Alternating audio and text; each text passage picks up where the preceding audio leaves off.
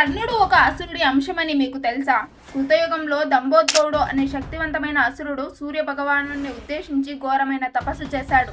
అతని భక్తికి మెచ్చిన సూర్యుడు అతనికి 1000 అజేయమైన కవచాలను వరంగా ఇచ్చాడు. ఆ వరం వల్ల ఒక కవచాన్ని పడగొట్టాలంటే 1000 సంవత్సరాల తపస్సు, 1000 సంవత్సరాల యుద్ధం అవసరం అయ్యేది. అందుకే దంభోద్భవుడు సహస్రకవచుడుగా అజేయుడయ్యాడు. లోకాలకు అతని వల్ల భయం పెరిగింది.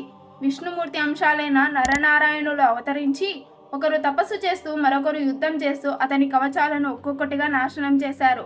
ఈ విధంగా వారు 999 కవచాలను ధ్వంసం చేశారు. చివరకు ఒక కవచం మిగిలిన వేళ సహస్ర కవచుడు తన ఇష్టదైవమైన సూర్యుని శరణు కోరగా సూర్యుడు కరుణతో అతడిని తన తేజస్సులో లీనం చేసుకున్నాడు. ద్వాపరయుగంలో నరనారాయణులు కృష్ణుడు మరియు అర్జునుడిగా అవతరించినప్పుడు సూర్యునిలో లీనమైన అతని అంశమే కుంతీదేవికి కర్ణుడిగా జన్మించాడు. ఆ పూర్వజన్మ ఫలితంగానే కర్ణుడికి జన్మతోనే కవచకుండలాలు లభించాయి.